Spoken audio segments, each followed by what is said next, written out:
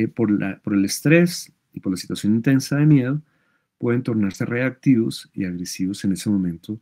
No se dejan tocar, quieren escapar, y entonces el tutor, por intentar ayudarlo, puede ser agredido, mordido o aruñado.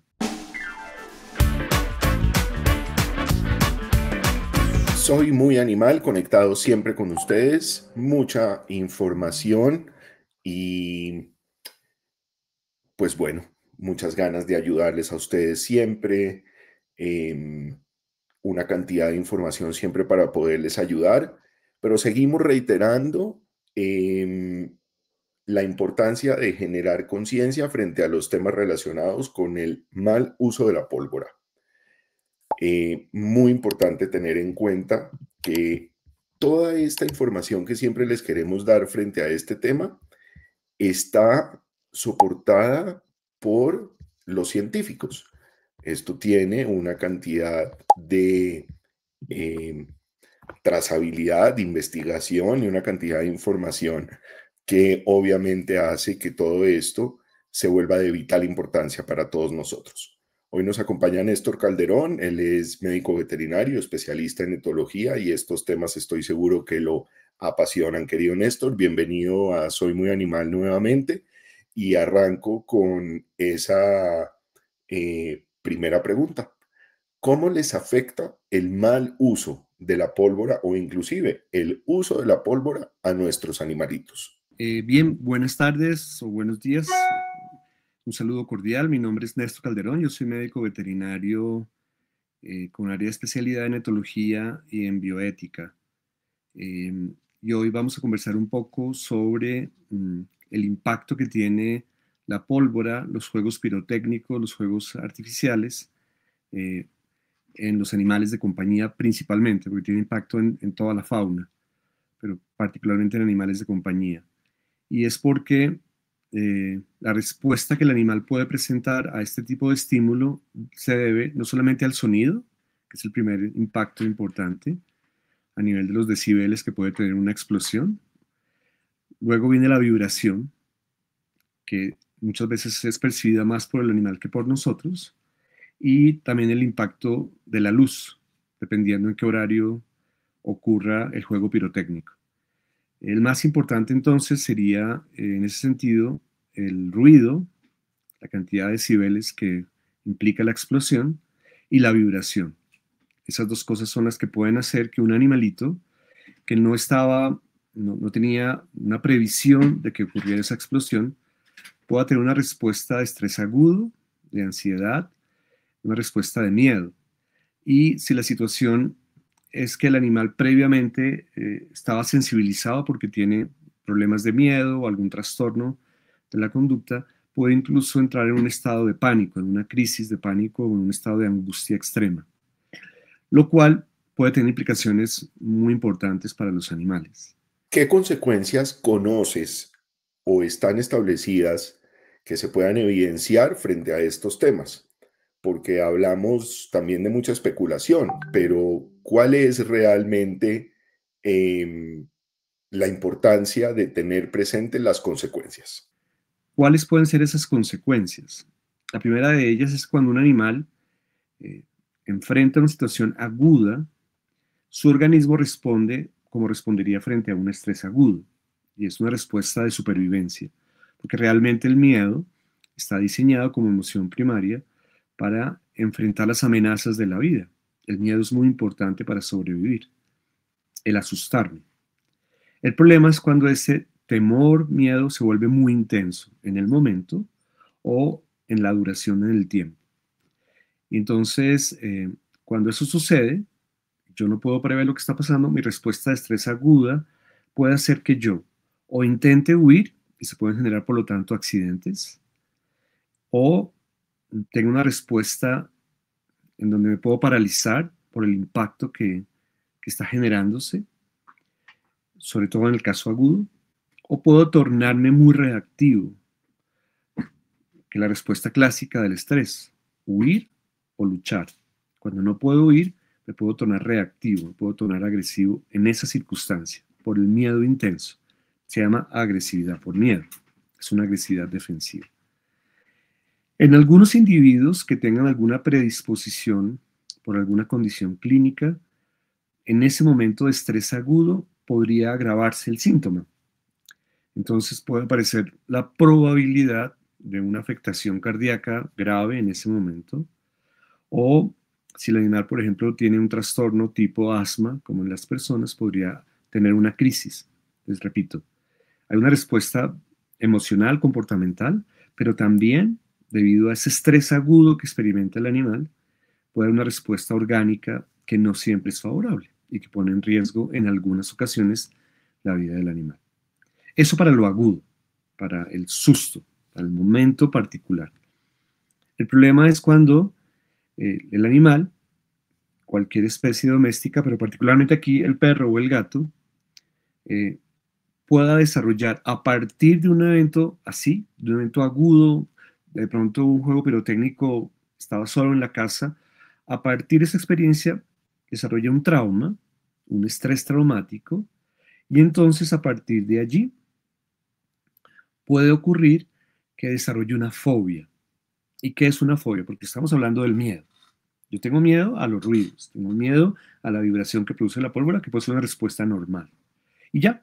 O después de un tiempo me doy cuenta que no me va a hacer nada y ya. Hay perritos o gaticos que ya con la pólvora no tenían una respuesta que sea preocupante. Sí pueden ponerse alerta o sobresaltarse un poco, pero nada más. Porque ya tuvieron experiencias previas y ya asociaron que sí, suena, pero no va a pasar nada. Pero ¿qué pasa si en esa experiencia aguda que relatamos al inicio, a partir de esa situación, el animal queda con un trauma, un estrés traumático? Y por ese evento traumático desarrolla entonces algo que se conoce como una fobia, un miedo intenso y duradero a un estímulo específico. Entonces ahí tenemos un problema, porque entonces el animal desarrolla ese trastorno y es que tiene una respuesta exagerada a ese mismo estímulo. E incluso puede hacer un proceso de asociación, de aprendizaje contextual, en donde él ya percibe que en cierto horario ciertas cosas van a pasar y ya empieza a tener algo que se conoce como una ansiedad anticipatoria. Anticipa lo que va a ocurrir y ya se pone mal. Jadea, se pone agitado, está inquieto. Y en la crisis, pues muestra todos los síntomas extremos, queriéndose esconder, temblando, las pupilas dilatadas, puede salivar en el caso del perrito, se pone muy mal, muy pero muy mal, en donde se puede inhibir completamente y queda como desconectado, o se torna muy excitado, muy angustiado, muy estresado, que puede ponernos en el riesgo de que le pueda dar, por esa situación, algo que se conoce como un síncope, como que está tan intenso que como que se desmaya, como que pierde la conciencia de la intensidad de la crisis. Y ahí hay un riesgo, porque hay una emergencia, digamos, el animal puede romper cosas, puede botarse, puede hacer cosas locas, tumban electrodomésticos, levantan los lavamanos, sobre todo si son razas grandes de perros, por ejemplo. Y algo que es incómodo porque podría estar asociado en caso de gatos, por ejemplo, o en perros también, que por el estrés y por la situación intensa de miedo, pueden tornarse reactivos y agresivos en ese momento. No se dejan tocar, quieren escapar, y entonces el tutor, por intentar ayudarlo, puede ser agredido, mordido o aruñado, en el caso si fuera un gato. Y si bien es cierto que estas celebraciones hacen parte de nuestra dinámica y demás, yo quisiera entender un poco cuáles son esas alternativas que tenemos, no solamente para no usar la pólvora, sino también para poder generar una dinámica de empatía un poco más amigable con nuestros animales de compañía. Es evidente que lo que se llama el uso de la pirotecnia dog friendly o animal friendly o pet friendly, pues evidentemente no está acorde a la realidad. Entonces, solamente entender que frente a esta situación que puede ocurrirle a un animal, que puede ocurrirle a nuestros perros domésticos, pues tendríamos algunas estrategias. Uno, acompañar a las iniciativas de políticas públicas que tratan de modular o prohibir eh, el uso de la pólvora de manera indiscriminada, sino hay cierta regularidad de uso de la pólvora, primera recomendación.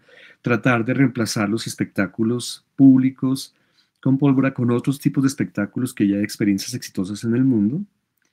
Y en el caso de que tengamos un animal que es sensible, o que claramente presenta un trastorno fóbico, un miedo intenso a los ruidos y particularmente a la pólvora, entonces es prepararlos. ¿Cómo? Primero debe recibir un tratamiento médico veterinario, un tratamiento psiquiátrico comportamental, en donde además del uso de medicamentos que van a modular su ansiedad, su estrés, hay diversos tipos de medicamentos que pueden ayudarnos, hay suplementos de la dieta que pueden ayudarnos, requiere de unas adecuaciones en el entorno. ¿Cuáles son ellas? Principalmente que dentro de la casa tenga un área de seguridad, un lugar donde él se pueda esconder y yo voy a intentar adecuárselo. Es decir, para que haya una cierta cantidad de luz, para que pueda haber barreras físicas para el sonido, pero que de alguna manera él participe de la elección de ese lugar. Es un lugar donde él se va a sentir seguro. Debe tener acceso permanente a esa zona de seguridad. Es muy importante. Y mientras esté allí, yo lo dejo. Yo lo dejo. Lo acompaño a la distancia, pero ahí estoy para él, para que él pueda superar la crisis ahí, en su zona de seguridad. Hay recursos medioambientales como el uso de feromonas, como el uso de aceites esenciales, que ayudan también al animal a apaciguarse, a calmarse. Hay aceites esenciales de aromaterapia que son ansiolíticos, que disminuyen la ansiedad y el estrés. El uso de medicamentos antes o durante la crisis, preferiblemente antes, pero si no, durante la crisis pueden ayudar.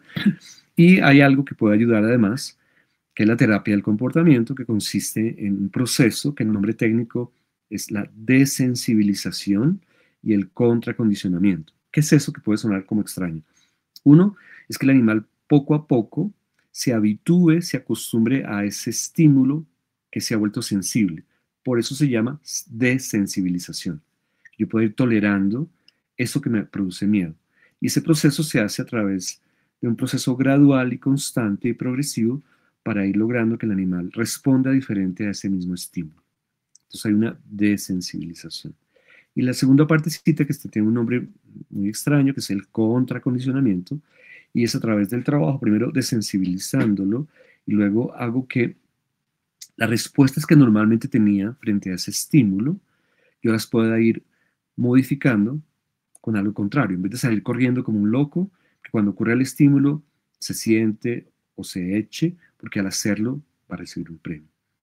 Esa es una de las técnicas de modificación de conducta que en primera instancia se implementan. Hay otras, pero lo más importante es entender, uno, la prevención, modificando elementos culturales, sociales y con políticas públicas que modulen eso, evitar exponer al animal innecesariamente a ese tipo de estímulos, no es necesario llevarlo a que experimente eso, no es necesario.